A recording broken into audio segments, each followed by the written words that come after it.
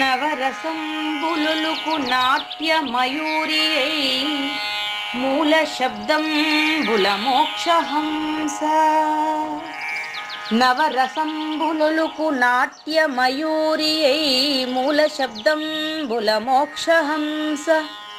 పరమ పవిత్రమౌ పరమాత్మ గీతయే నేడు నాట్యం వాడుచుండెగనుమా.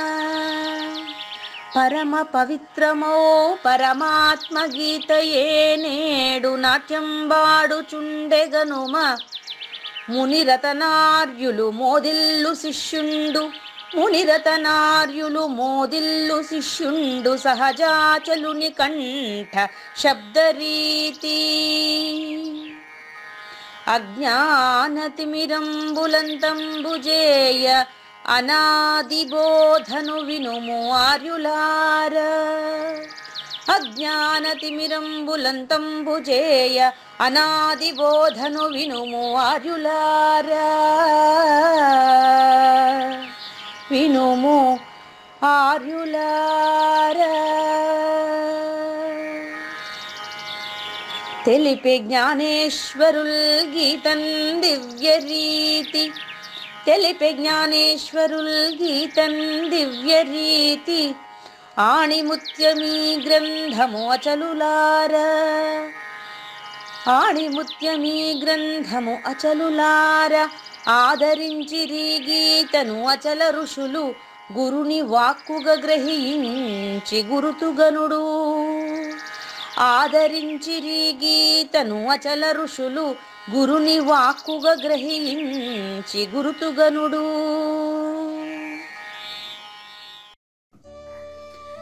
హరి ఓం.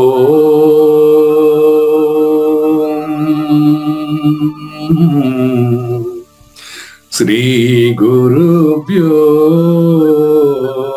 నమః. ఓం నమో భగవతే వాసుదేవాయ. ఓం నమో నారాయణాయ. ఓం నమః శివాయ.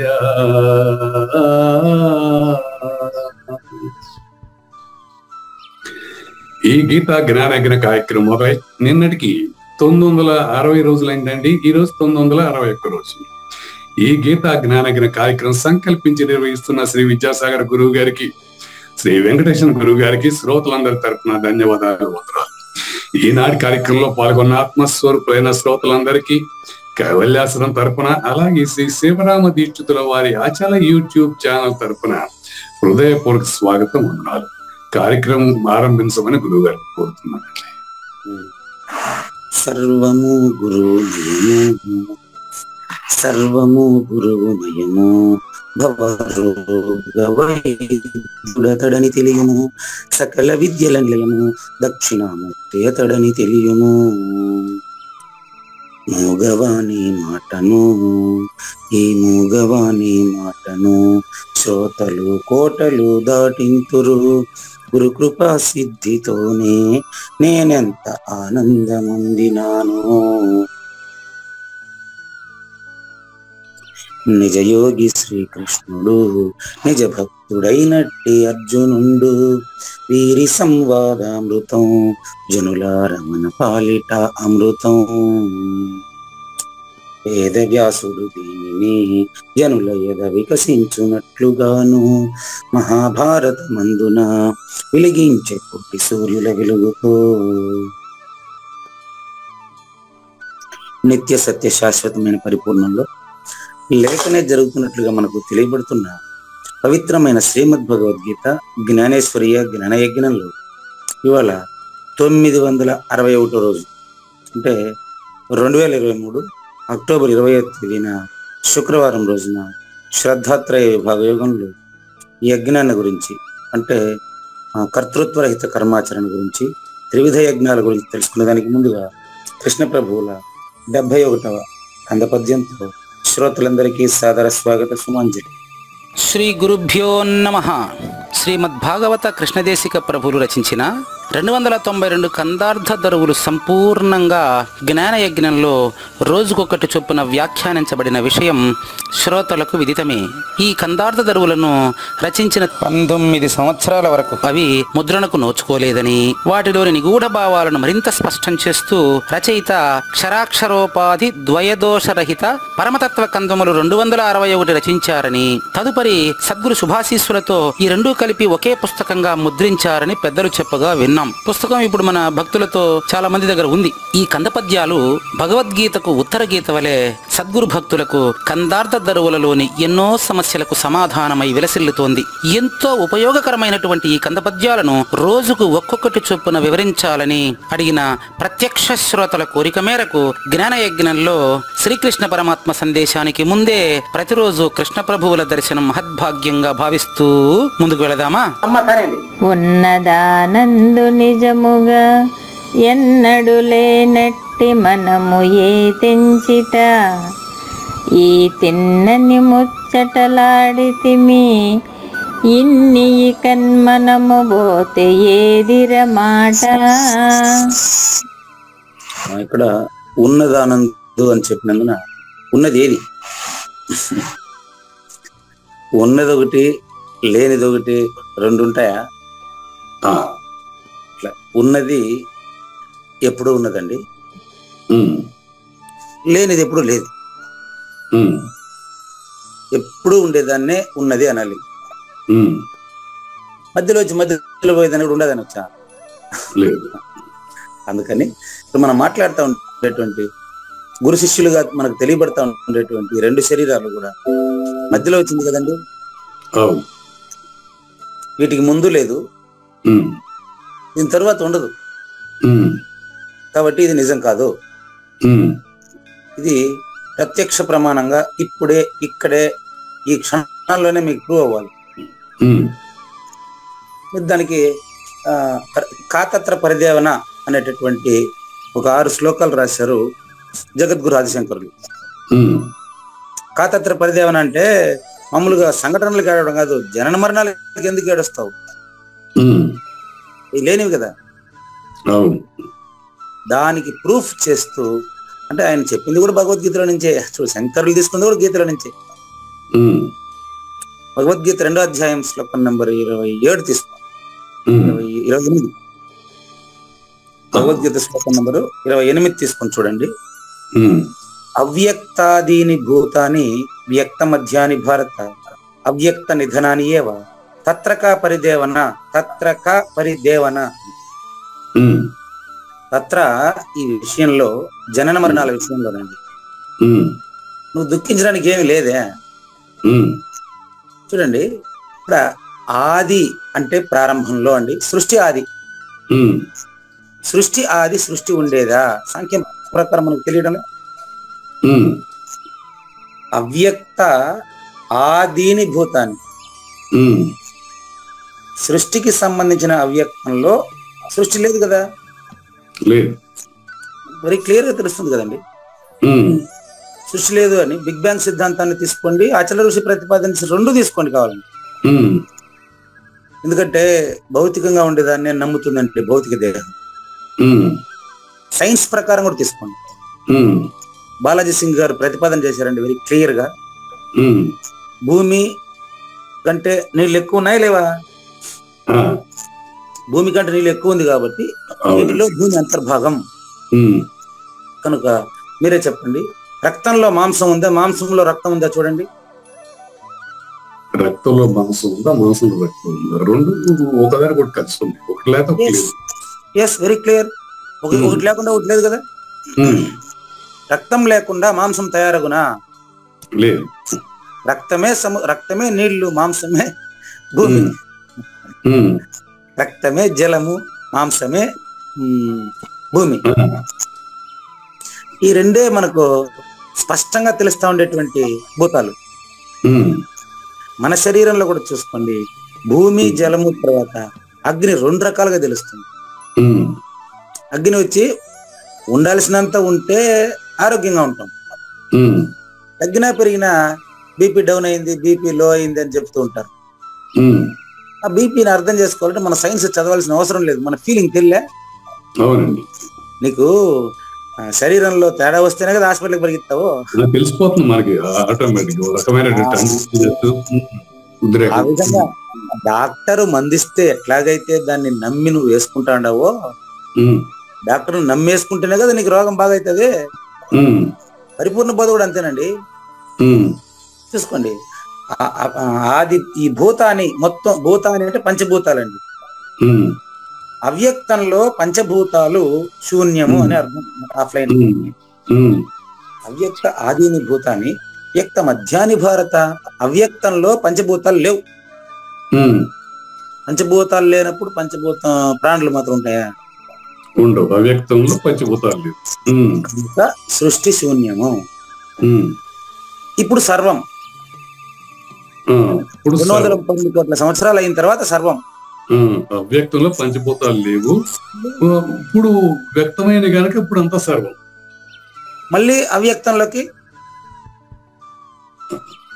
వెళ్ళినప్పుడు అవి మళ్ళా శూన్యం. అదే ఇది నెక్స్ట్ లైన్, అవ్యక్త నిధనాని ఏవా.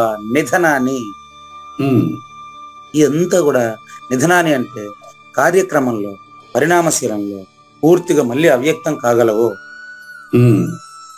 ఏదైతే అవ్యక్తం అవుతుందో మళ్ళీ వస్తుంది. అదేం లేదండి, నిద్రపోయినావు, మేలుకోలే, నిద్ర బాగుంది కదా, నిద్ర బాగా, నిద్ర ఎంత హాయిగా ఉంది. ఎవరికైనా నిద్ర హాయిగా లేదని చెప్పండి, ఎవరైనా సరే చెప్పలేదు.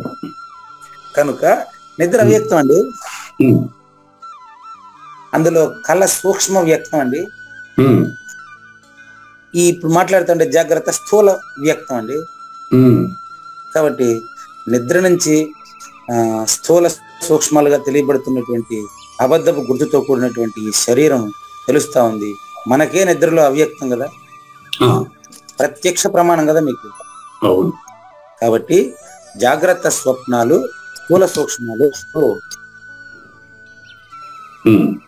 మీకు ప్రూఫ్ అండి, వెస్టిక్ ప్రూఫ్ అండి. జాగ్రత్త స్వప్నాలు, జాగ్రత్త స్వప్నాలు అనేటువంటి ద్వయం అనేది వ్యష్టికి ఉండేది. ఇది నిద్రలో లేవు. నిద్రలో ఈ రెండు ఉన్నాయా? కళ, ఈ మెలకు రెండు నిద్రలో ఉన్నాయా? లేవు. అక్కడ అవ్యక్తము. ఈ జాగ్రత్త స్వప్నములు సుషుప్తిలో అవ్యక్తము. సుషుప్తిలో అవ్యక్తము, తర్వాత జాగృతిలో లేవు, వ్యక్తం. నిద్రలో లేస్తే, అవును, నిద్రలో ఈ రెండు లేవు. నిద్ర లేస్తే మూడు తెలుస్తున్నాయి.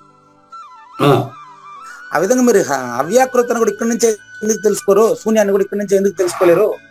అప్పుడు జాగ్రత్తలో స్వప్నం సుషుప్తి రెండు లేవు. అవును, ఒకటి ఉంటే ఒకటి లేనట్టు తెలుస్తోంది. ఇప్పుడు ఈ జాగ్రత్త అవస్థలో మూడు తెలుస్తున్నాయి. జాగ్రత్త అవస్థలో మూడు తెలుస్తుంది, రెండే కదా గురుగారు తెలిసేది. స్వప్నం సుషుప్తిగా. మంచి విషయం. స్వప్నము సుషుప్తి ఇప్పుడు తెలుస్తా ఉంది కదా. నిద్రపోయి లేచినట్టుగా నువ్వు సాక్షి ఉన్నావా లేదా? అవును. కాబట్టి నిద్ర కూడా నీదేనా కాదా? అవును, అవును. కనుక నిద్రలో మీరు అవ్యక్తము, జాగ్రత్త స్వప్నములలో మాత్రమే వ్యక్తము. అదే. ఇదే విధంగా సృష్టి మొత్తం కూడా ఆకాశము శూన్యము, అందులో నుంచి లేకనే వచ్చినట్లు భ్రమిస్తున్నటువంటి మిగతా 4 భూతాలతో కలిసి గుర్తిరగబడుతున్నవన్నీ కూడా ప్రస్తుతం స్థితిలో ఉన్నాయి. ఇవన్నీ కూడా మళ్ళీ లేకుండా నిధనాని ఏవా, మళ్ళీ లేకుండా పోతాయి. ఏమయ్యా, కనిపిస్తా ఉండేది లేకుండా పోతుంది. అంతకుముందు కూడా లేకుండా ఉండిందే, ఇప్పుడు లేకుండా పోబోయేది. గమనించండి, ఇప్పుడు కనిపించే వస్తువులన్నీ ఒకప్పుడు లేవు. అంటే మన శరీరాలతో సహా అండి. జ్ఞానయజ్ఞం కూడా ఒకప్పుడు లేదు, ఇప్పుడు తెలుస్తా ఉంది, ఒకప్పటికి ఉండదు. ఇంత స్పష్టంగా లేనిది లేనే లేదని నమ్మకం ఉండి, ఈ యొక్క అబద్ధపు గుర్తిరిగే సమయంలోనే నమ్మకుండా ఎందుకు ఇబ్బంది పడతారు మీరు అనేది ఈ పద్యం. ఉన్నదానందు అంటే ఈ అవ్యక్తానికి వ్యక్తానికి అవ్యక్తానికి ఇదంతా ఒకటే అనమాట. అవ్యక్తము వ్యక్తము అవ్యక్తము, రెండు పక్కల అవ్యక్తమే ఉంది, మధ్యలోనే వ్యక్తం. ఇది డూప్లికేట్ నేను. అవునండి. ఈ ఒరిజినల్ నేను ఎప్పుడు మార్పు లేదు, అదే పరిపూర్ణం. ఇప్పుడు అవ్యక్తంలో ఉన్న నేను ఎలా ఉంటుంది? రాత్రి మీరు నిద్రలో ఉన్నట్టే. మరి అది ఉన్నట్టా లేనట్టా? అది నిద్రలో చెప్పాలి, మీరు నిద్రపోయినాక నాకు చెప్పాలా. మీరు నిద్రపోయినాక మీకు ఉందా లేదా? లేదు. అదే విషయం. అది నిజనేం లేదంటారా? ఏమండి? నిజనేం లేదంటారా? అనలేదు నేను. నిజ నేను గురించి చెప్పేదానికి నేను లేనంటున్నా. మంచి ప్రశ్న. బాగా ఇప్పుడు మీరు నిద్ర గురించి మాట్లాడుతూ ఉండేది నిద్రపోయినవాడేనా, నిద్రపోకుండా ఉండేవాడా? నిద్రలో పలిక నిద్రపోయిన వాడే. నిద్రపోయిన వాడు మాత్రమే. నిద్ర కూడా ఆపద్దని ఇప్పుడు జాగ్రత్తలో చెప్తున్నా. అప్పుడు చెప్పగలనా? చెప్పలేదు. అదే విధంగా సృష్టి కూడా శూన్యమైనప్పుడు మన శబ్దాలు కూడా అక్కడ లేవు. కానీ మరి దీనికి సమాధానం శ్రీధర్ గారు మనం అడిగిన దానికి మన సమాధానం అలా వస్తుంది గురువు గారు. ఎలా తెలుసుకోవాలనేది వారు అడిగిన ప్రశ్నకు మన సమాధానం రావాలిగా. ఆడే చెప్పున్నాను ఇప్పుడు, అదే ఇప్పుడు చెప్తా మళ్ళీ. అది మీకు తెలియబడదండి, ఎందుకంటే మన ఇద్దరు సృష్టిలో భాగమే కదయ్యా. మన ఇద్దరం కూడా నిద్ర వదిలేసిన వాళ్ళు. నేను కూడా మీతో పాటు నిద్ర వదిలేశాను కదా. కొన్ని మన ఇద్దరికి సంబంధించిన గురువు గారు ఆయన కూడా నిద్ర వదిలేసేవాడే కదా. ఆయన ఉండేటప్పుడు ఆయన లేని విషయాన్ని ఆయన మాత్రం ఎలా చెప్తాడు? సూచన చేస్తాడు, అంతే. చూపిస్తాడు. ఏమని ఇస్తాడు చూపు? నాయన, నేనైనా నువ్వైనా మనం అంతా కూడా శాశ్వతంగా ఉన్నటువంటి అచల పరిపూర్ణంలో అశాశ్వతులము. శాశ్వతంగా ఉన్న అచల పరిపూర్ణంలో అశాశ్వతులము. ఈ దేహం నిలబడేది కాదు, ఈ సృష్టి కూడా నిలబడేది కాదు. ఎందుకంటే అచల పరిపూర్ణ సిద్ధాంతం ప్రకారం సృష్టి లేనిది. అంటే సృష్టి లేనిదిగా నిరూపించబడాలంటే సృష్టిని గుర్తిరుగుతున్న వాడు లేనివాడని గుర్తిరగాలి. లేనివాడని గుర్తిరిగిన తర్వాత నీకు సృష్టి లేదని నిర్ణయం నేను చేసినాను అనుకో, చేసేదానికి అర్హత ఉందా? నిద్రపోతా ఉండేవాడు నిద్రపోతానని చెప్తాడు, నిద్రపోతున్నానని చెప్పే అవకాశం ఉందా? లేదు. అదే విధంగా ఇప్పుడు మీకు చెప్తా ఉండేటువంటి నిద్ర డూప్లికేట్ నేనిది. నిద్రపోయేది లేసేది గాఢ నిద్ర ఇంకొకటి ఉంది, దాని పోలికగా చెప్తారు నిజ నేను. అది ఎప్పుడు ఒకే తీరుగా ఉంటుంది, నిద్రపోదు, నిద్ర లేదు. అందుకని గాఢ అనే మాట పెట్టాడు ఆ పక్క. అది గాఢ నిద్ర వలెను అనిపించు అది అచల పరిపూర్ణము. అది ఎప్పుడు ఉన్నది నిజమేనండి. అది మనకు అందుబాటులోకి రాదు రాదు రాదు. తెలియదంటారా? ఖచ్చితంగా తెలియదు. బయలింటిది అనుకు తెలియబడదు ఎవ్వరికి. ఎవ్వరికి తెలియదండి. నాకు తెలుసు అని ఎవరన్నా చెప్తే అబద్ధమే కదా. ఇప్పుడు ఇది శుద్ధ నేను అనేది ఎవరికి తెలియదు. ఖచ్చితంగా తెలియదండి, డౌటే లేదండి, అనుమానం పెట్టుకోబా. అయితే అట్లనే తెలుసుకోకుండా ఉండేది కాదండి. అది తెలిసిన వాడికి అక్కడ తెలిసిన వాడు ఉండడండి, అది మాత్రమే ఉంటుందండి. కనుక అందులో ఎప్పుడు మాట్లాడేవాడు లేనివాడేనండి. లేనివాడే. కానీ పెద్ద కన్ఫ్యూజన్ గా ఉంటుంది. ఎలా అంటే పరిపూర్ణం లేని ఎరుకకు ఆధారం కాదు అంటున్నారు. అది అన్నారు చాలాసార్లు. పరిపూర్ణం లేని ఎరుకకు ఆధారం కాదు అన్నారు క్లియర్. ఓకే, లేని వానికి కానీ లేకున్నా ఉన్నానని భ్రమించేవాడికి కానీ పరిపూర్ణం ఉందని కానీ లేదని కానీ ఎలా నిర్ణయిస్తాడు? నిర్ణయించలేడనే కదా చెప్తున్నాను నేను కూడా. మరి గురువు గారు మరి పరిపూర్ణం ఉందన్నట్టుగా సూచనిస్తున్నారు కదా, ఎట్లా ఇస్తున్నారు? ఆయన లేనివాడే అనుకున్నాం, లేక ఉన్నానని భ్రమపడుతున్నాడే అనుకున్నాం. ఎట్లా అనుకున్నా అతను పరిపూర్ణం ఉందని ఆయన సూచన ఎలా ఇవ్వగలుగుతున్నాడు? ఆయన బ్రహ్మాండంగా ఇస్తాడు. వాళ్ళ గురువు ద్వారా ఆయన తెలిసిండా?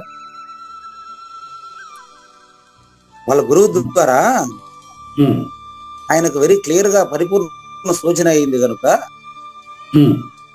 ఆయనలో ప్రశ్న లేదు, ఆయన సమాధాన స్వరూపం, దక్షిణామూర్తి స్వరూపం, సాజన్మ సాకార సద్గురుమూర్తి స్వరూపం.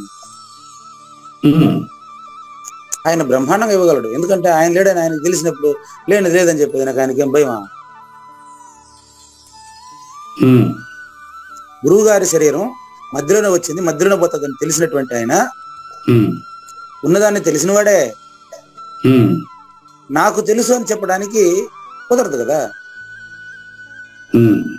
ఉన్నదాన్ని తెలిసినవాడే.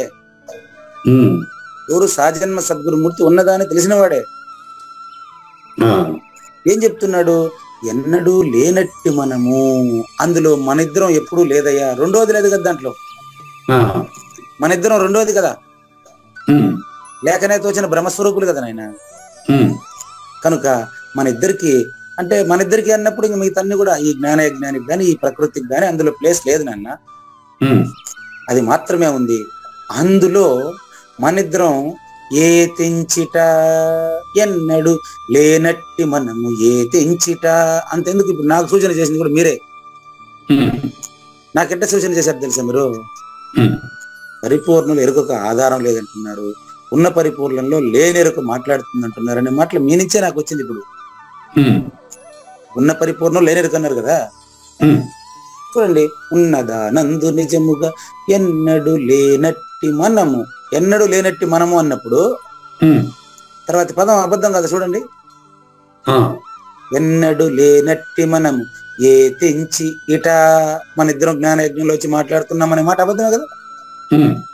ఇది మీ నుంచే నాకు సూచన అయింది, ఇప్పుడే అయింది. అయితే మీరు నాకు చెప్పినప్పుడు నాకు తెలుస్తా ఉంది, కానీ మీ నుండి అయింది సూచన కూడా. ఏమని? ఎప్పుడు లేనటువంటి మనము ఏ తెంచిట, జ్ఞానయజ్ఞంలో మనం మాట్లాడుతున్నాం కదా అంటున్నాం. ఈ తిన్నని ముచ్చటలాడితిమి 960 రోజులుగా మనం మాట్లాడినట్టు తెలుస్తా ఉందే గాని ఈ మాటలన్నీ లేనివే కదండి. ఇన్ని ఈకన్ మనము పోతే ఇప్పుడు మన ఇద్దరు పోవాలన్నా ఒకరే పోవాలనా? ఇద్దరు బాగుంది. మరి ఇద్దరు పోతే ఎవరు చెప్తారండి మీకు? చెప్పేటోళ్ళు ఎవరున్నారండి?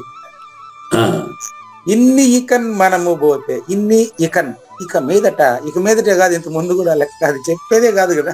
మీరు అన్నట్టు ఇద్దరు లేకపోతే ఎవరు చెప్తారు? అది మనము పోతే.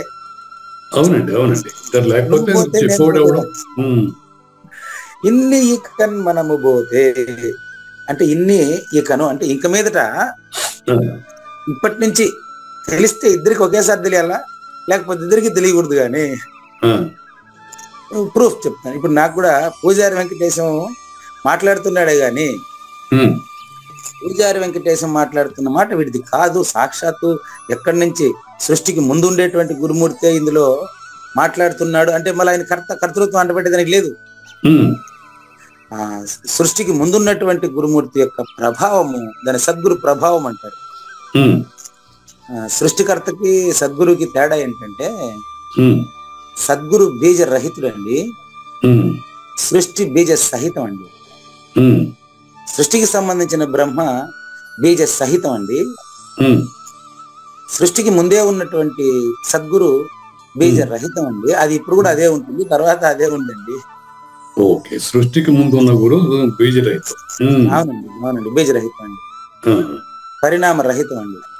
ఓకే అండి, ఇప్పుడు అదే ఉందండి, మళ్ళీ అదే ఉంటుందండి. అంటే దాన్ని చెప్పేదానికి నేను లేను, కానీ నేను లేనని మీతో నేను చెప్పొచ్చు, ఎందుకంటే మీరు కూడా లేనివారే కాబట్టి. అవునండి, లేకపోతే ఎట్ట మాట వినిపిస్తా ఉందని అడిగితే సేమ్ కళ్ళలాగానే, కలలో మాదిరే. ఇట్లా మన ఇద్దరం గుర్తిరిగి వెంటనే మన ఇద్దరం లేము అని ఒకరికొకరు సూచన అయ్యి, కర్పూరము కలికలాగా సూచన అయ్యి, కర్పూరము కలిక ఎట్లాగైతే రెండు కలిసి మండుతాయి, మండిన తర్వాత మళ్ళీ రెండు కనిపివి, మండేటప్పుడు రెండు ఒకటే కనిపిస్తాయి. కర్పూరం సపరేట్ ఉంటుందండి, అగ్ని సపరేట్ ఉంటది. అగ్ని కర్పూరం సపరేట్. ముట్టు చేసిన తర్వాత కలిసి వెలుగుతాయి. ఉదయం 6 గంటలకే మీరు వేరు నేను వేరు, మీ నిద్ర వేరు నా నిద్ర వేరు, నిద్రపోయి ఉంటాం. అంతేనండి. ఇద్దరం కలిసి ఇక్కడ జాగ్రత్త అవస్థలో ఏం చేస్తున్నామంటే, మీకు నా మాట, నాకు మీ మాట వినిపిస్తా ఉంది. చిత్తూరులో ఒకరు, హైదరాబాద్ లో ఒకరు, ఆంధ్రాలో ఒకరు, తెలంగాణ ఒకరు ఉన్నప్పటికీ మన ఇద్దరం కలిసే ప్రయాణం చేస్తాం. కరెక్ట్ గా 7 గంటలు అయింది అనుకోండి. 7 గంటల తర్వాత ఇద్దరు ఒకేసారి లేకుండా పోతాం. ఒకరు పోయి ఒకరు మిగులుంటాము. ఇద్దరు ఒకేసారి లేదు. 7 గంటలకు ముందే కానీ సూచన అయిపోతే ఇప్పుడే లేదు, ఇప్పుడు సూచన అయితే పుట్టనే లేదు. అది కథ లెక్క. ఎదురా మాట, అదే లాస్ట్ మాట ఎక్కడుంది. భవిష్యత్తులో మాట్లాడడానికి మాట్లాడేదని కాదండి అర్థం. ఇంతసేపు 960 ఎపిసోడ్లుగా మాట్లాడిన మాటలంతా కూడా లేనివని అర్థం కదా. సంక్షిప్త భావార్థం చెప్పేదే. చూడండి, స్వతసిద్ధమై ఉన్నటువంటి, ఎప్పుడు ఎప్పుడు ఎప్పుడు ఎప్పుడు స్థిరంగా ఉన్నటువంటి,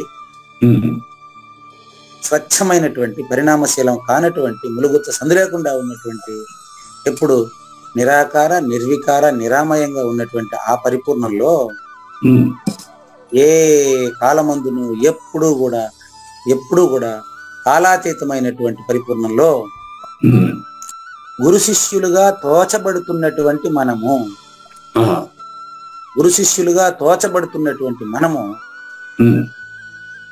ఎవరు ప్రోద్బలం వలన బలవంతంగా దీంట్లో ప్రవేశించాం మనకు తెలియదు. ఇది ఈ జ్ఞానయజ్ఞంలోకి ఇది మీరు కోరలేదు, నేను కోరలేదు కదా. బలవంతంగా సృష్టిలోకి ప్రవేశించాం. జ్ఞానయజ్ఞంలోకే కాదు, మన కర్మవశాత్తు, మన కర్మగాలి అనవసరంగా తల్లి కడుపులో పడ్డాం. ఇది చక్కని మాట అండి. మనం బలవంతాన సృష్టిలోకి తోయబడ్డాం. ప్రసూతి వాయువులు నెట్టబడగా వచ్చి బయటపడ్డావు. సినిమా స్టార్ట్ అయ్యి. కానీ ఇక్కడ మనం కూడా చెప్తున్నాం, మనమే మన కర్మను అనుసరించి మనమే పుట్టామని అంటున్నాం మనం. అవునండి, ఎస్, అదే బలవంతానంటే మనం తెచ్చుకున్న కర్మ. కర్మవశాత్తు ప్రసూతి వాయువులు నెట్టడం వలన బలవంతంగా బయటపడి ఇప్పుడు అనుకున్నాం, ఓహో మన ఇద్దరు యోగ భ్రష్టులము. ఎందుకు బయటపడినట్టు మనకు తెలుసా? మనం పరిపూర్ణాన్ని మర్చిపోయినాం. ఉన్న పరిపూర్ణమే అని తెలుసుకోక ఇదేదో బాగుంది అని చెప్పేసి అనవసరంగా మిగతా జంతువుల్లాగా తల్లిపాలు దాగి తల్లి నిజం అనుకున్నాము, తండ్రి నిజం అనుకున్నాము. విచారించి చూస్తే తల్లి, తండ్రి, నువ్వు, నేను ఏంటి కనపడలేదు ఇక్కడ. ఇప్పుడు అంతేకాదు గారు, ఇప్పుడు మా తల్లిదండ్రులు లెక్క ఉన్నారు, ఎత్తి పట్టుకున్న దొరకరు కదా. అంటే ఇప్పుడు వాళ్ళు కూడా పరిపూర్ణ వాళ్ళే అన్నారు. మరి నీ తండ్రి తాతల వల్లనే నువ్వు నేను అంతా మనం లేదని స్పష్టంగా తెలిసిన తర్వాత ఇప్పుడు మాట్లాడిన మాటలు గాని, ఈ సృష్టి గాని ఏంది లేదు కదా. ఇట్లా తమకు తాముగా 84 లక్షల జీవరాశులుగా గుర్తిరుగుతా ఉండేటువంటి నేను మీ స్వరూపమే, మీరు నా స్వరూపమే, కుక్క, పిల్లి ఏదైనా సరే కేవలం అబద్ధపు గుర్తే తప్ప ఇందులో అంటే పరిపూర్ణంలో నిజంగా ఎరుక లేనిదని స్పష్టమైపోయిన తర్వాత మనం మాట్లాడుతూ ఉండేటప్పుడు ఎరుక లేనిది అయిపోతుంది.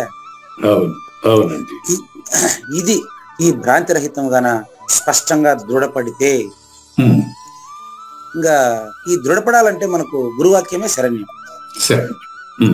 సద్గురుమూర్తి చెప్పినటువంటి, అందుకనే స్వగురు, పరమగురు, పరమేష్టి గురు, పరబ్రహ్మ గురు అని అంటూ ఉంటారు. దానికేనేమో ప్రతి పూజా విధానంలోనూ స్వగురు, పరమగురు, పరమేష్టి గురు, పరమత్స గురు అంటూ ఉంటారు. ఎందుకని నాకు తెలియదు.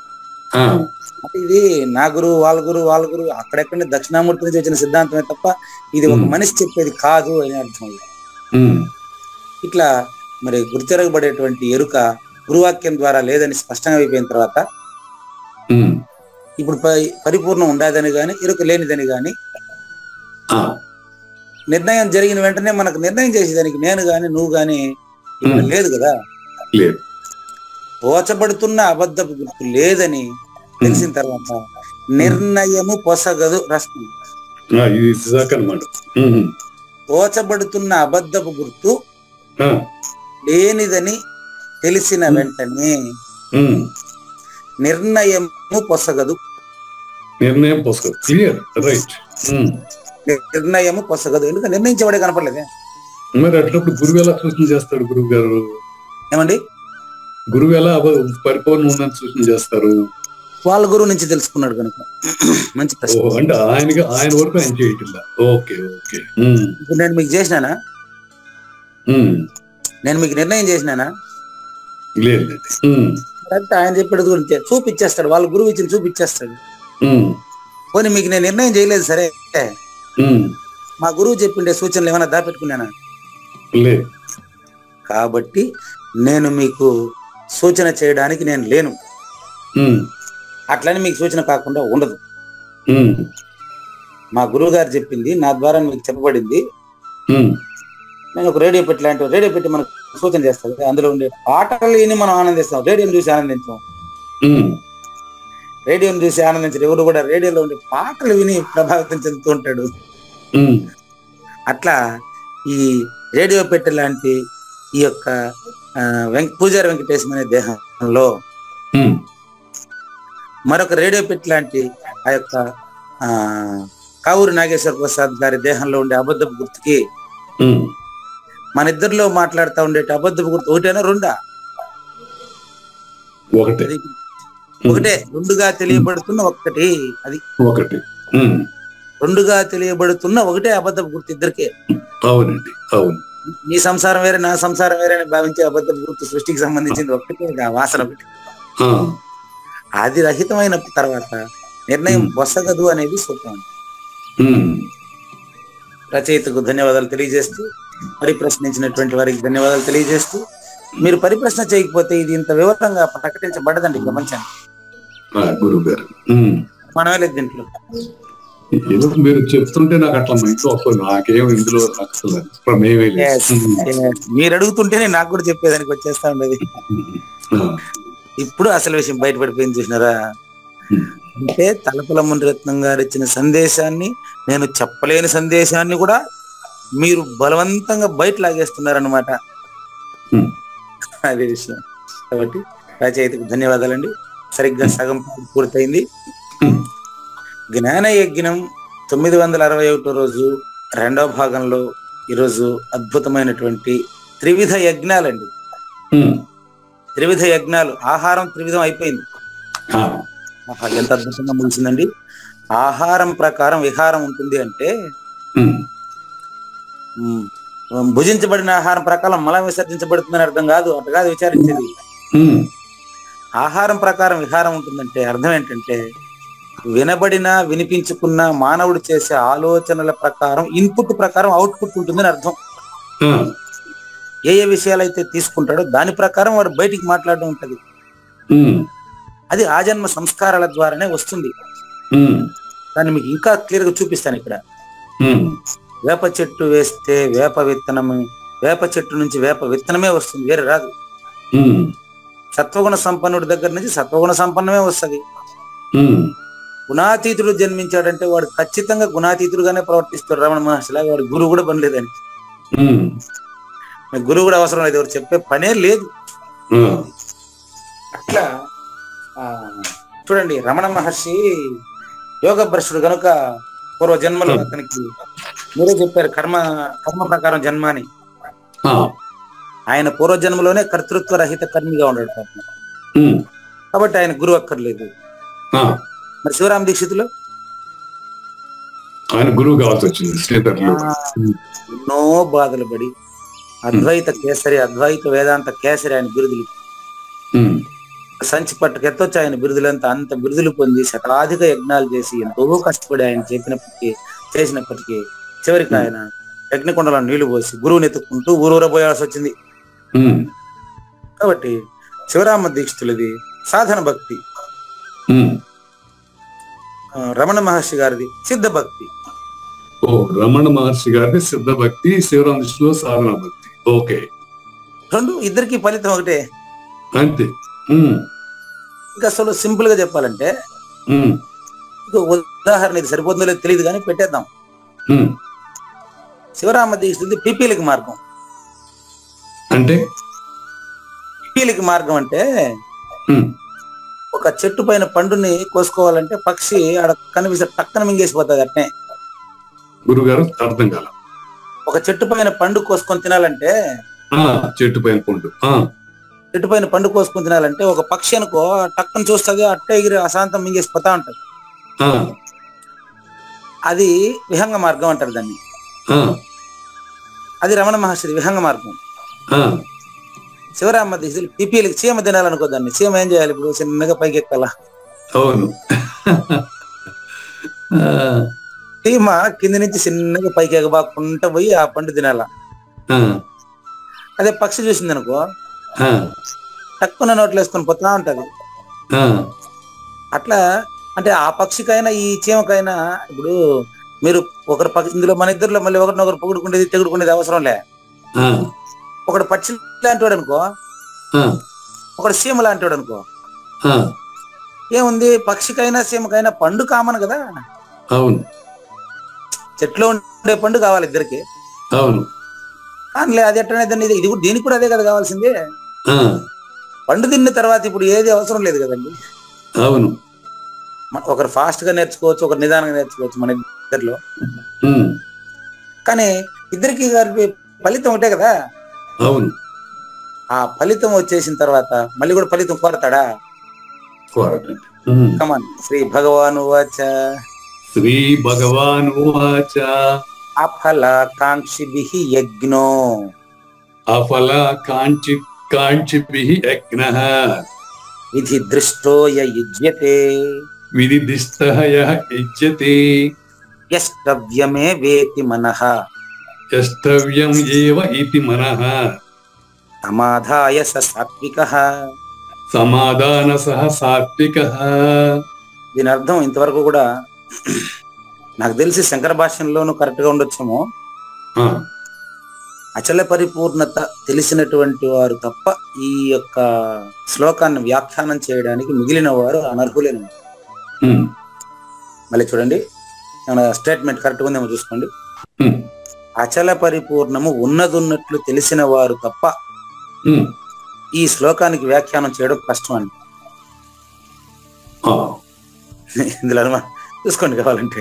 ఇప్పుడు ప్రారంభంలో ఏమంటాడంటే యహ యజ్ఞ, ఉమ్, ఏ యజ్ఞం అయితే ఉమ్, అఫలాకాంక్షిభిః యజ్ఞ. ఉమ్, అఫలాకాంక్ష, అఫల అంటానే ఫస్ట్ ఎత్తుకుంటానే లేని నేనను శరీరము అని మొదలు పెడతారు కదా కృష్ణ ప్రభువు. అవునండి. 66 శ్లోకాన్ని 66 కంద పద్యాన్ని సుబ్బున లేని నేనను శరీరము లోన బయట కలిగినట్టి లోక సమితికి లోన బయట గల బయలిది ఈనందే లేక మనము తిరుగుట మనగా అంటే ప్రతి పదంలోని సూచన. ఉమ్, అట్లా ఇక్కడ ఎత్తతనే అఫలం అన్నాడు. ఆ, ఆ అకారంతో మొదలెట్టాడు గాని ఉమ్, అఫలం అంటే ఫలితం ఆశించినటువంటి పని ఏదైతే ఉందో ఇంక వాడు పరిపూర్ణుడే కదండి. అవును. ఇంత క్లారిటీ చూడండి. అఫల ఆకాంక్షిభిః యజ్ఞ. ఉమ్, ఏ యజ్ఞం అయితే ఇది విధి దృష్ట అన్నాడు. మళ్ళీ ఉమ్, ఏ యజ్ఞం అయితే, అంతెందుకు ఈ జ్ఞాన యజ్ఞం అదే అనుకుంటున్నాను నేను. ఉమ్, ఈ జ్ఞాన యజ్ఞం కూడా అట్లాంటిదే అనుకుంటున్నాను నేను. ఆ, ఇప్పుడు కావూరు నాగేశ్వర ప్రసాద్ ఏం ఫలితం ఆశించి ఇన్ని రోజులు దీనిపైన కాన్సన్ట్రేట్ చేశారు చెప్పండి. ఉమ్, ఉమ్, దీనిపైన ఏమన్నా నెలకింత రోజుకింత కావాలని ఏమన్నా మీకు ఏమన్నా ఫీజు ఇస్తాను ఏమన్నా? లేదు, ఎవరికి కదా. ఉమ్, కానీ ఓ రోజు నాకు అంటే యద్భావం తద్భవతి చెప్పాను మీకు. ఓ రోజు ఒక ఆయన ఫోన్ చేసి నేను ఫోన్ ఎత్తలే. ఆ, అప్పుడు వచ్చి ఆయన ఆఫీస్ లో నేరుగా ఒక మాట నేను, ఆ, ఏంటే మీరు ఫోన్ ఎత్తకపోతే ఎట్టా అంటే, ఇంకొకరి ఫోన్ లో మాట్లాడుతా ఉన్నానండి అని చెప్పాను. ఉమ్, ఏం ఆ ఫోన్ అంటే చెప్పాను ఈ విషయంగా, పలానా వాళ్ళు వేదాంతంలో ఏదో సలహా అడుగుతా ఉన్నారు, అందులో నేను కూడా నేర్చుకునే వ్యవహారం ఉంటుంది కాబట్టి నేను మాట్లాడుతూ ఉండిపోయినాను. ఈ విధంగా నాకు ఈ ఛానళ్ళు ఉన్నాయండి, ఇది జరుగుతుందని చెప్పాను. ఉమ్, వెంటనే ఆయన ఏం చెప్పినాడు తెలుసా? ఉమ్, అంటే మీరు కాలేజీలో 10 to 5 కాలేజీలో మీరు పని సమయంలో కూడా మీరు వేరే సంపాదన మొదలు పెట్టినారనమాట అన్నాడు. ఒకటే మాట. ఆ, ఇప్పుడు ఈ సంపాదన కూడా ఏంటయ్యా నీకు, ఇందుకు మీకు ఏం కావాలి అంటే ఆయన చెప్తాడు, ఉమ్, ముందు నాకు ఈ సమాధానం చెప్పండి, ఉమ్, మీరు కాలేజీ టైంలో వేరే ఎవరితోనో ఫోన్లో మాట్లాడుతూ వేరే సంపాదన ఆర్జించడం కరెక్టేనా అది చెప్పండి ముందేనా ఒకటే. ఉమ్, అట్లయితే మరి మీరు కాలేజీ టైంలో మీరు నాకు ఫోన్ చేయడం కూడా తప్పే కదండి. మీరు 5 గంటల తర్వాత రాపండి మాట్లాడుకోండి, సాయంత్రం 5 తర్వాత రాపండి మళ్ళీ మాట్లాడదాం మీ దగ్గర. నా సంపాదన పక్కన పెట్టు, నీ సంపాదన కోసం నన్ను డిస్టర్బ్ చేయడం గవర్నమెంట్ ఉద్యోగం కదా నాదే. మరి నేను గవర్నమెంట్ టైంలో పిల్లలకి నేను పాఠం చెప్పాలి, నువ్వు 5 గంటల తర్వాత రాపోను. అప్పుడు ఆయన సార్ సార్ సార్ చెప్పండి సార్, పోనీ చెప్పండి సార్ అంటే అప్పుడు చెప్పిన క్లియర్గా. కాదండి, ఉద్యోగం అనేది ఉద్యోగం చేస్తే జీతం వస్తుంది, జీతం కోసమే ఉద్యోగం చేసేవాడు వేరే. చూడండి, బతకడం కోసం తినాలన్నా, తినడం కోసమే బతకాలన్నా, అటువంటి వాళ్ళకి అటువంటి ఆలోచనలు ఉంటాయి మరి. కాబట్టి గమనించండి, ఇక్కడ అఫలా కాంక్షిభిః యజ్ఞః అనేటువంటి పదం అర్థం కావాలంటే వాడు పరిపూర్ణుడై ఉండాలి.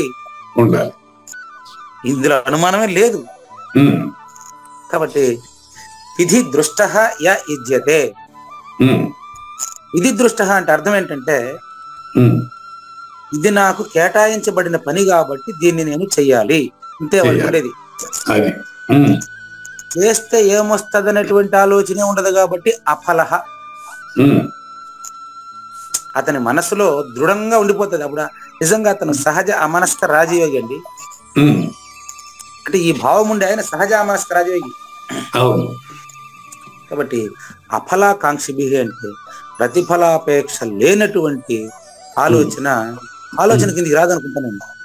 రాదండి. ప్రతిఫలాపేక్ష లేని ఆలోచన కిందికి రాదు. కాబట్టి మనకి ఒగ్గంట మన ఇద్దరం ఎంత డిస్కస్ చేసినప్పటికీ మన ఇద్దరి మధ్యలో ఏ మాత్రం వ్యతిరేకత రాదు. అదే ప్రతిఫలం కోరంది అచలం అంటారా? అంతే, అనుమానం ఉండదు. ఆ డౌట్ ఏముంది? కాంక్ష లేనిదే, కోరిక లేనిది అచలమేనయ్యా. అంతే, ప్రతిఫలం కోరంది అచలం. 960 రోజులుగా మన ఇద్దరికి ఎప్పుడైనా ప్రశ్న సమాధానంలో తేడాలే తప్ప వచ్చే రెమ్యూనరేషన్ లో ఏమన్నా నీకు ఎక్కువ ఇస్తారు నాకు ఎక్కువ ఇస్తారనే తేడాలు ఉన్నాయి. ఏమీ లేదు, అట్టేం లేదు కదా. లేదు కాదు, మీ గురువు మీరు మేము తెలుసుకుంటున్నాము.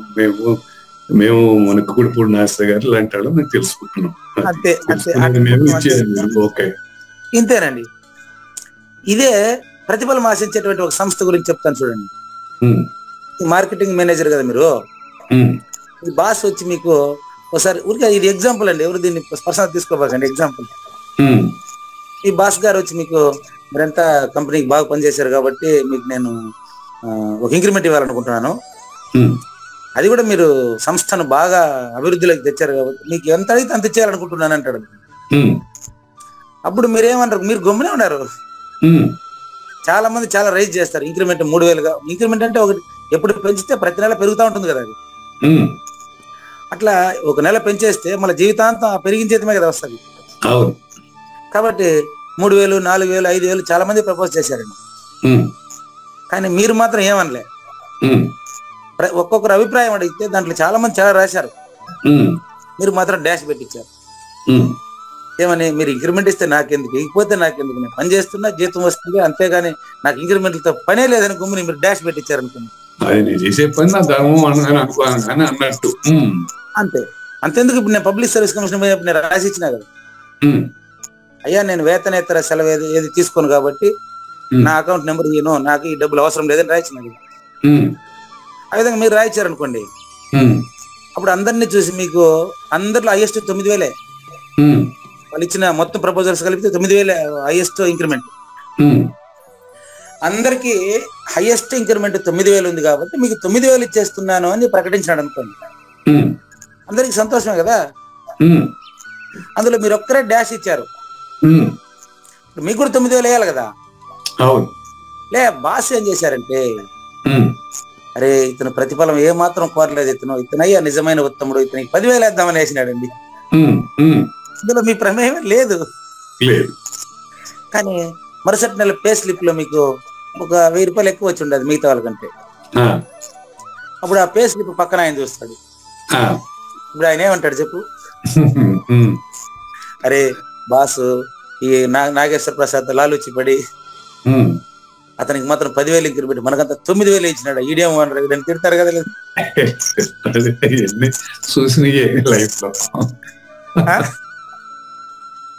తిడతారు లేదా? అవునండి, నేను ఉద్యోగం చేశాను కదా, ఇవన్నీ అనుభవం. అంటే ప్రతిఫలం కోరే చోట ఇట్టుంటది కదా. అవును. ఇంకొకటి ఇప్పుడు ఆశ్చర్యమైన విషయం ఏం తెలుసా, ఆ. మీరు కూడా దోష అవుతున్నారు. ఏం గురువు గారు? ఇంక్రిమెంట్ లో డాష్ పెట్టించిన మీరు కూడా దోష అయిపోయాడా? అవును. ఏం మీ ఇద్దరికి లాలోచి, మాకంతా 9,000 మీకు 10,000 ఎందుకు ఇచ్చారు మీకు తెలియదు అసలు.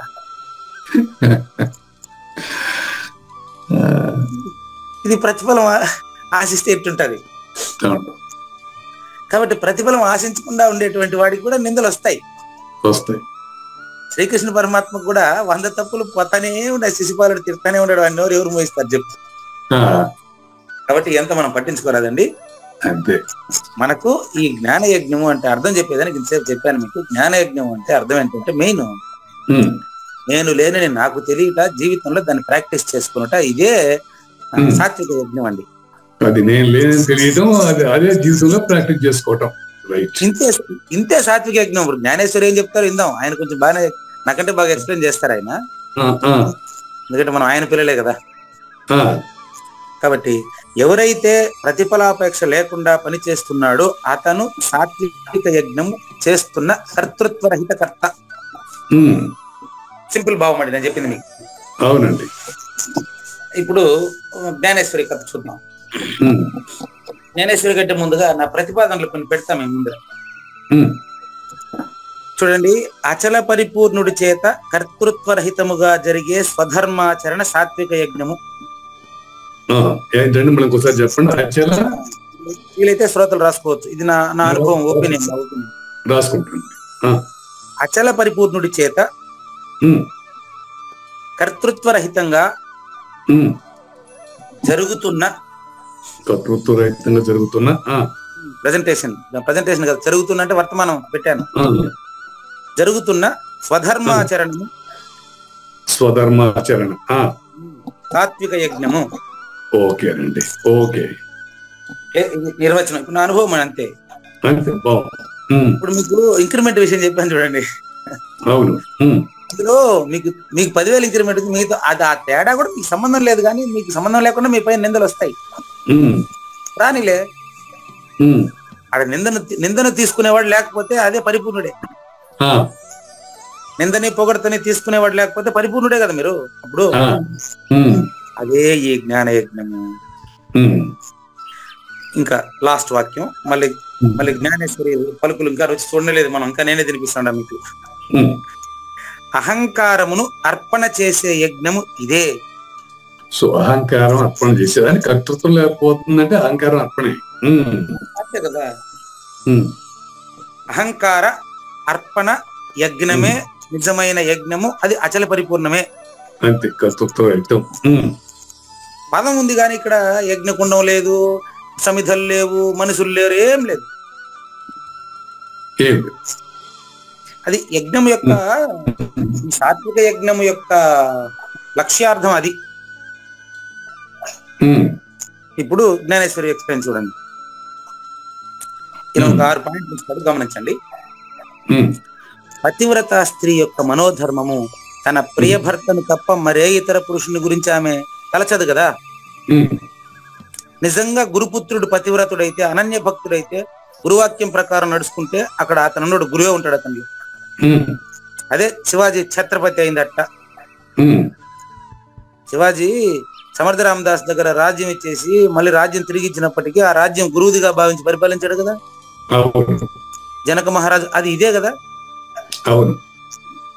పతివ్రత పతిభక్తి ఎలా ఉంటుందో అదే విధంగా గురువాక్యం ప్రకారం స్వధర్మాచరణ తప్ప రెండవ ఆలోచన లేనివాడు, ద్వైదీ భావే భయం భవతి అన్నట్లు అందరినీ పరిపూర్ణులుగానే చూసేవాడు, అంతటా పరిపూర్ణాన్ని దర్శిస్తున్నవాడు సాత్విక యజ్ఞుడు. నంబర్ 1 పాయింట్ అండి. నెక్స్ట్ ఇంకా పైకి చేయమ్మా. నెక్స్ట్ లేదా సముద్రం ఎగ్జాంపుల్ చెప్తాడు. సముద్రాన కలిసిన తర్వాత నదీ ప్రవాహం అనేది ఉండదు, ఇంకా అంతే ఉండదు. సముద్రంలో కలిసిన తర్వాత నదీ ప్రవాహం ఉంటదా? ఉండదు. ఈ రోజు మీకు ఉన్నదానందు నిజముగా ఎన్నడూ లేనట్టు మనము ఏ తెంచిట తిన్నని ముచ్చట్లాడితే మనం పోతే మాట ఉందా అని చెప్పినప్పుడు ముందు మాట మాత్రం ఉందా? ఇది 2వ పాయింట్. సముద్రంలో కలిసిన తర్వాత నది పేరు పోయిందనే గుర్తునే ఉంటదా? ఆ, ఆ, సముద్రంలో కలిసినటువంటి నది సముద్రమే కానీ అవును, నేను పోలిక భౌతికంగా చెప్తున్నాను కదా అనుకోవచ్చు మీరు. అదేనండి. పోలిక భౌతికంగా చెప్పకుండా నేను పరిపూర్ణంలో పోయి బోధించేదే. ఆ, బాగా గమనించండి. నది సముద్రంలో కలిసిందండి. ఉమ్, సముద్రంలో కలిసినటువంటి నది ఇంకా నాకు పేరు లేదు అని ఇప్పుడు చెప్తాదా? లేదు, ఇంకా నేను గంగా నది కాదు, నన్ను సముద్రంగా మీరు పిలవండి అని చెప్తాది అదే. లేదు. నన్ను మాత్రం మీరు సూచన చేయమంటే నా దగ్గర ఏడుందండి, మీకు ఇచ్చేసినా కదా. ఉమ్, ఉమ్, క్లియరా? క్లియర్ అండి. నెంబర్ 3, ఉమ్, అదే విధంగా ఇప్పుడు ఇక్కడ పరిపూర్ణ సూచన అండి. ఉమ్, ఆత్మదర్శనమైన పిమ్మట, ఉమ్, అంటే ఒకేసారి గురు సూచన అయిన తరువాత, ఉమ్, ఆత్మదర్శనం అంటే నువ్వు పరిపూర్ణుడేనని నీకు తెలిసిన తరువాత, ఉమ్, వేదములు ఇక ముందు ఏమి చెప్పేదానికి కుదరదండి. ఉమ్, ఏది చెప్పబోయిన వాడు లేకుండా పోతున్నాడో అదే పరిపూర్ణ. ఆ, దేన్ని సూచన చేసేదానికి పోతే సూచించేవాడు కూడా లేదని తెలిసిపోతా ఉందో అదే పరిపూర్ణ. ఉమ్, కాబట్టి ఏ పురుషుడైతే తన మనోవృత్తిని ఆత్మహితమునందు లగ్నమునర్చియుండునో, నేను మీకు రాసుకున్న వాక్యం ఇది సరిపోతుందో లేదు చూసుకోండి. సరిపోతుందండి. ఉమ్, ఏ ఏ పురుషుడు అంటే ఇక్కడ స్త్రీ కాని పురుషుడు అని అట్ట కాదండి. ఉమ్, ఒక ఇండికేషన్ అండి. పురుషుడు అంటే స్త్రీ అందరూ ఒకటే. ఉమ్, పురుషుడు అంటే వ్యక్తి అని అర్థమైంది. వ్యక్తి అంతే. ఏ వ్యక్తి అయితే తన మనోవృత్తిలో అచల పరిపూర్ణాన్ని అపరోక్షం చేసుకున్నాడో గురు సూచన ప్రకారం, ఉమ్, అతని ద్వారా జరిగేది సాత్విక యజ్ఞము. ప్రతి పని యజ్ఞమే. ఉమ్, అతని ద్వారా జరిగే ప్రతి మాట యజ్ఞమే. ఉమ్, నెంబర్ 4, ఉమ్, కర్మఫలములను గురించి తన మనసులో కొంచెమైనా ఉంటుందా, ఉమ్, అతనే పరిపూర్ణుడు. అతను పరిపూర్ణుడు. ఓకే. ఉమ్, అది నెంబర్ 4. కర్మఫలముల గురించి తన మనసులో కొంచెం కూడా ఒక్కింత కూడా అతనికి ఆలోచనే ఉండదు. అదే. ఉమ్, అలాంటప్పుడు పని అద్భుతంగా చేస్తాడు, ధర్మంగా చేస్తాడు. ఉమ్, నెంబర్ 5, అదే త్రికరణ శుద్ధిగా చేస్తాడు. అదేనండి. నెంబర్ 5, ఎట్లయితే శారీరకంగాను మానసికంగాను యజ్ఞ కర్మలు చేయడంలో ఆ, ఎట్టుంటాడంటే, అతను చెట్టు మొదలకు నీళ్లు పోస్తే మళ్ళీ ఎనికి వస్తాయా? ఆహా, ఆ చెట్టుకే ప్రవహిస్తుంది. అంతే. అతను చేసేటువంటి ప్రతి కర్మ కూడా కర్త లేకుండా జరుగుతుంది. కాబట్టి సృష్టి ధర్మం ప్రకారం జరుగును. ఇది చాలా బాగుందండి. చెట్టు మొదలు నీరు పోస్తే వెనక్కి రాదు. చాలా మంచి పోయి కొత్త ఉపమానం. ఉమ్, అదే విధంగా అతని ద్వారా జరిగే పనికి తప్పులు పట్టేదానికి రెండో వాడు ఉండడు. అది ఇక్కడ భావం. ఉమ్, ఒక్కసారి చూడండి, చెట్టు మొదటకు వచ్చిన నీరు తిరిగి వెనక్కిపోయేది ఉండదు. వృక్ష భాగంలో దిగుతుంది, వేర్లు దిగుతుంది, ఎంత మహావృక్షమైనటువంటి ఆ కొమ్మ వరకు ఎక్కుతుంది, మళ్ళీ అంతే. ఉమ్, అదే విధంగా అంత దృఢభావంగా తల్లీనుడై ఉంటాడు. అంటే జీవన విధానం అట్టుంటది అతను. ఉమ్, అంత స్పష్టంగా జీవిస్తున్నటువంటి వాడు. నెక్స్ట్ నెంబర్ 6, ఉమ్, ఎలాంటి వాసన తన మనసులో ఉండనివ్వడండి. ఆ, ఫలితానికి సంబంధించిన ఎలాంటి వాసన తన దగ్గర ఉండదండి. ఉమ్, స్వధర్మ సాధన తప్ప. ఆ మాట ఎందుకంటే అతను జీవించేటప్పుడు అతను భోంచేయాలి కదా. అవును. అందుకే చెప్పులు కుడతా ఉంటాడా, టీచరా, అతను స్వీపరా, అతను కండక్టరా, లేకపోతే కలెక్టరా, ఏదైనా ఉండని ఉమ్, అతని బ్యూటీగా చేస్తాడు. ఉమ్, అతను ఎక్కడ అవినీతి అక్రమాలకు పాల్పడకుండా ఉమ్, ప్రజలకు ఏం సేవ చేయాలనో అతను ఆ సేవను స్పష్టంగా చేస్తూ ఉంటాడండి. ఉమ్, అతను స్వధర్మ సాధనం తప్ప ఇతర వస్తువులు గాని విషయాలు గాని ఏది ముట్టుకోడండి. ఉమ్, అట్టి యజ్ఞము, ఇప్పుడు చూడండి, యజ్ఞము అంటే ప్రవర్తన కదా. ఉమ్, అట్టి యజ్ఞము వాస్తవమునకు, దానికి సత్వం అనే పేరు కూడా నేను ఎట్టు పెట్టేది, అది గుణాతీతం అండి. ఉమ్, సర్వ విధముల అదే ఉత్తమం. ఆ, సర్వ విధముల అదే ఉత్తమమైనటువంటి ప్రవర్తన. ఉమ్, మరియు యథాసాంగము కలది. యథాసాంగము కలదంటే అతని ప్రవర్తన మార్చేదానికి ఎవరి వల్ల కాదు. ఉమ్, ఏమన్నా చేసుకోండి. ఉమ్, కాబట్టి ఈ విధంగా స్పష్టంగా ఉండేటువంటి యజ్ఞాన్ని సాత్విక యజ్ఞము అని చెప్తారు. కానీ నేనంటాను ఇది అచల పరిపూర్ణుడి ప్రవర్తన విధానాన్ని మనకు తెలియజేసేటువంటి శ్లోకం ఇదేంటాను. అది నెక్స్ట్, కానీ అద్దము ద్వారా ఇప్పుడు కనులు స్వయంగా తమ రూపమునే చూచు రీతిన. బాగా చూడండి, మనం పోయి అద్దాన్ని చూసేదానికి కాదు, మన ముఖాన్ని మనం చూసుకునేదానికి.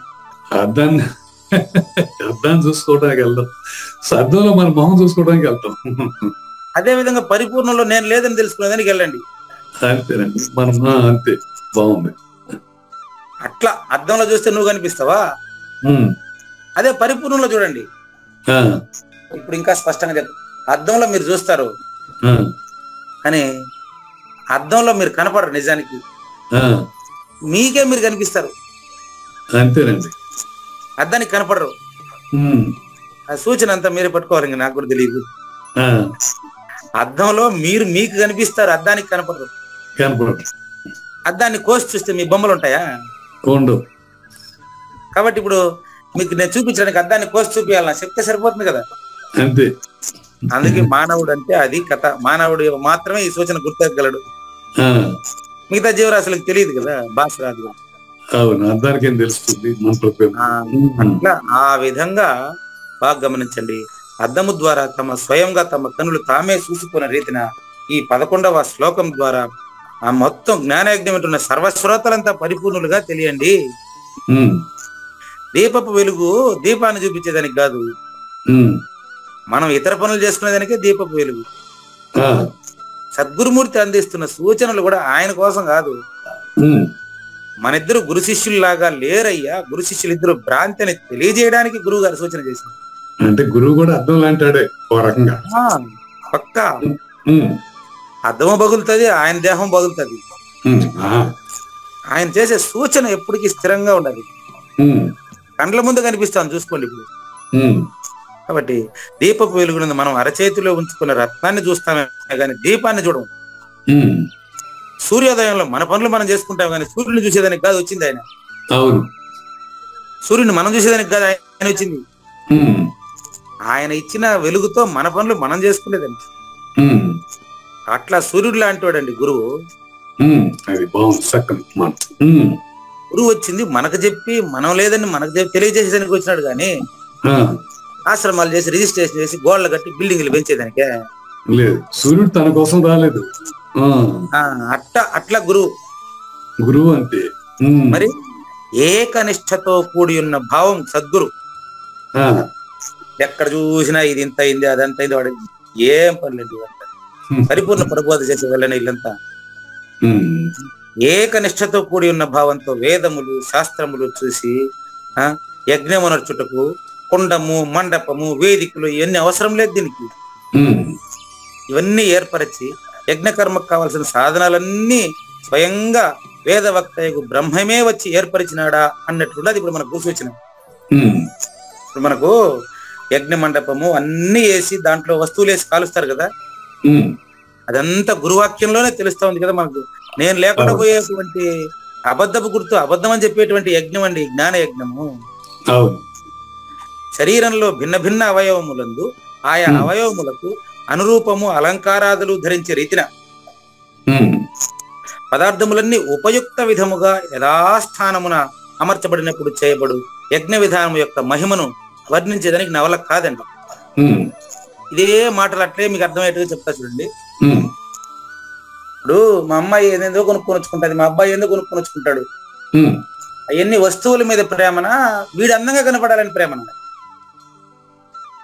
వస్తువుల మీద ప్రేమ. వస్తువుల మీద ప్రేమ అయితే వస్తువుల్ని కూడా వేసుకుంటూ ఉంటాడు. సరే వినండి, ఇంకో ఎగ్జాంపుల్ చెప్తా. పౌడర్ పూసుకోవడం, పౌడర్ ఫెయిర్ అండ్ లవ్లీ పూసుకోవడం తన కోసం చేసుకో. వస్తువు మీద ప్రేమ కాదు, అక్కడ తన మీద ప్రేమ. అది ఆత్మవస్తు కామాయ సర్వం ప్రేమ. వీడు అందంగా కనపడడం కోసం వస్తువుల మీద ప్రేమగా తెలుస్తుంది మనం. అదే విధంగా మీరు పరిపూర్ణులని తెలియబడటం కోసమే జ్ఞానయజ్ఞం అండి. సద్గురు భక్త జనులారా, మీరు పరిపూర్ణులని తెలియబడడం కోసం జ్ఞానయజ్ఞం అయ్యా. జ్ఞానయజ్ఞంలో ఉండేటువంటి కావూరు నాగేశ్వర ప్రసాద్ గాని పూజారి వెంకటేశం గాని మీకు ప్రతికూలంగా మీకు వ్యతిరేకంగా ఎక్కడ ట్రస్ట్ ఏర్పాటు చేయరు, ఎవరిని శిష్యులుగా చేర్చుకోరు, ఏ మందిరం కట్టరు, ఏది రిజిస్ట్రేషన్ చేయరు. నాయన ఎందుకు ఉలికి పడతారు? కాబట్టి ఈ జ్ఞానయజ్ఞాన్ని ఎవరన్నా చూస్తే సద్గురుమూర్తి జరిపిస్తున్న జ్ఞానయజ్ఞంగా భావించి అందరూ సూచన పంపించండి. ఇట్లా సమస్త అంగములతో కూడిన పరిపూర్ణాన్ని పరిపూర్ణంగా అందరికీ పరిపూర్ణులేనని తెలియజేసేదానికి వచ్చినటువంటి జ్ఞానయజ్ఞం ఇది. కనుక ఏ యజ్ఞం అయితే తులసి మొక్కకు నీళ్లు పోసే అందులో కాయలు పండ్లంతా అడుగుతామా? జ్ఞానయజ్ఞంలో పాల్గొంటూ ఉండే వాళ్ళందరూ అంతే అని గుర్తుపెట్టుకోండి. తర్వాత రాజస యజ్ఞము, తామస యజ్ఞం గురించి రేపు చూద్దాం. లేనిది లేదు లేదు, ఉన్నది లేకపోవుట లేదయ్యా, ఈ గొప్ప మర్మమంతా నీ వలన తేటగా తెలిసెనయ్యా, శాస్త్రోక్తమైన విధిగా కర్తవ్య యజ్ఞమని నిర్ణయించి ప్రతిఫలాపేక్ష లేక చేయబడు యజ్ఞమే సాత్వికంబు. శ్రీకృష్ణుని పలుకు సూటిగా తలపల మునిరత్నమే శ్రీమించిన భావమై సద్గురు చెప్పకనే చెప్పెనండి. సద్గురు మంగళం అమ్మ కానండి. జయ మంగళం నిత్య శుభమంగళం, జయతు జయ మంగళం మహోత్సవమంగళం, జయ మంగళం నిత్య శుభమంగళం, జయతు జయ మంగళం మహోత్సవమంగళం. శ్రీమించున చలంబు సూచించినటువంటి దక్షిణామూర్తికి దండమిడుతూ, శ్రీమించున చలంబు సూచించినటువంటి దక్షిణామూర్తికి దండమిడుతూ, శ్రీ మహావిష్ణువు సూర్య భగవానుడు యాజ్ఞవల్కి జనక రాజ ఋషికి జయ మంగళం నిత్య శుభమంగళం, జయతు జయ మంగళం మహోత్సవమంగళం. అయం వ్యర్థ బాహ్య కోపిన భవతి అనే సుఖయోగి సాంది పరుసుల వరుస, అయం వ్యర్థ బాహ్య కోపిన భవతి అనే సుఖయోగి సాంది పరుసుల వరుస, దీనినే శ్రీకృష్ణ పరమాత్మ వద్దనే ఎరిగరిగిన ఉద్ధవార్జునులకు జయ మంగళం నిత్య శుభమంగళం, జయతు జయ మంగళం మహోత్సవమంగళం. శ్రీ అల్లమా ప్రభు బసవేశ్వరుండును బ్రహ్మానంద రామానంద స్వామి, శ్రీ అల్లమా ప్రభు బసవేశ్వరుండును బ్రహ్మానంద రామానంద స్వామి, నవరసాలు లిఖించు నాట్యమయూరిగా గీతను మలచిన జ్ఞానేశ్వరులకు జయ మంగళం నిత్య శుభమంగళం, జయతు జయ మంగళం మహోత్సవమంగళం. కబీరు దాసుడు సహజానంద గురుడు రామావధూతయురాజితముగా, కబీరు దాసుడు సహజానంద గురుడు రామావధూతయురాజితముగా, అంబికా శివయోగి శ్రీవేమన నిరంజన వెంకయ్య తిరువెంగళార్యులకును జయ మంగళం నిత్య శుభమంగళం, జయతు జయ మంగళం మహోత్సవమంగళం. శ్రీ బృహద్వాశిష్ట సిద్ధాంతమును చేసి జనన మరణ భ్రాంతి జడుపు బాపి, శ్రీ బృహద్వాశిష్ట సిద్ధాంతమును చేసి జనన మరణ భ్రాంతి జడుపు బాపి, అచల సాంప్రదాయమవనిలో నెలకొలిపి అందించినట్టి శివరాములకును జయ మంగళం నిత్య శుభమంగళం, జయతు జయ మంగళం మహోత్సవమంగళం. మెప్పైన బోధల తిప్పలు బాపిన అప్పయ్య మంత్రియు అచల గురులు, మెప్పైన బోధల తిప్పలు బాపిన అప్పయ్య మంత్రియు అచల గురులు, పరశురామ సీతారామ స్వామి ప్రభులు నరసింహ యోగి గురువర్యులకును జయ మంగళం నిత్య శుభమంగళం, జయతు జయ మంగళం మహోత్సవమంగళం. కంద కందార్థముల నందించి బృందముకు రంది పాపిన కృష్ణ ప్రభువునకును, కంద కందార్థముల నందించి బృందముకు రంది బాపిన కృష్ణ ప్రభువునకును, పలుకులా కందనిది పరబయలు ఇది అని పలికిన ఫీల్కాన లక్ష్మణునకు జయ మంగళం నిత్యశుభమంగళం జయతు జయమంగళం మహోత్సవమంగళం. ఫీల్కాన లక్ష్మణుల ప్రియ శిష్యవర్యుండు అవధూతయని పేరావనియందు. ఫీల్కాన లక్ష్మణుల ప్రియ శిష్యవర్యుండు అవధూతయని పేరావనియందు. పాఠాలు నేర్పించి పీఠాలు ఏర్పరచి శంఖబాపిన వెంకటేశ్వర అవధూతకు జయమంగళం నిత్యశుభమంగళం జయతు జయమంగళం మహోత్సవమంగళం. బట్టబయలున ఎరుక పుట్టనే లేదని బాలాజీ సింగు ఈ కీలు తెలిపే. బట్టబయలున ఎరుక పుట్టనే లేదని బాలాజీ సింగు ఈ కీలు తెలిపే. మూలమూలేనట్టు ఎరుకేమి లేదని తెలియజెప్పిన మునిరత్నమార్యులకును జయమంగళం నిత్యశుభమంగళం జయతు జయమంగళం మహోత్సవమంగళం. నరస్వప్నము వంటి సురస్వప్నమిది అని పరిపూర్ణదర్శినిని ప్రకటపరచి. నరస్వప్నము వంటి సురస్వప్నమిది అని పరిపూర్ణదర్శినిని ప్రకటపరచి. సహజాచల రాజయోగి సద్గురు కృపచ సాంప్రదాయక గురుల సరసన జేరే. జయమంగళం నిత్యశుభమంగళం జయతు జయమంగళం మహోత్సవమంగళం. నిష్కల్మషానంద నిజ గురుని శిష్యుండు లింగమూర్తి లిపిని పొందుపరచి. నిష్కల్మషానంద నిజ గురుని శిష్యుండు లింగమూర్తి లిపిని పొందుపరచి. కార్వేటి నగరము పురవాసుడైనట్టి పూజారి వెంకటేశునకంకితం విధి. జయమంగళం నిత్యశుభమంగళం జయతు జయమంగళం మహోత్సవమంగళం. జయమంగళం నిత్యశుభమంగళం జయతు జయమంగళం మహోత్సవమంగళం. జై సద్గురు ప్రభు మహారాజ్ కి జై. జై గురుదేవ్ అండి. శ్రోతలందరి తరపున వెంకటేశ్వర గురువు గారికి ధన్యవాదాలు చెప్తూ శాంతి మంత్రం.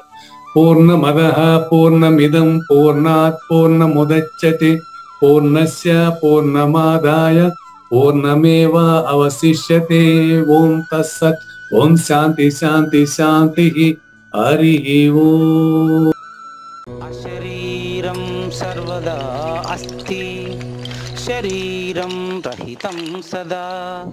అయమేవ సద్యో ముక్తిః అన్యథా భ్రమకారణో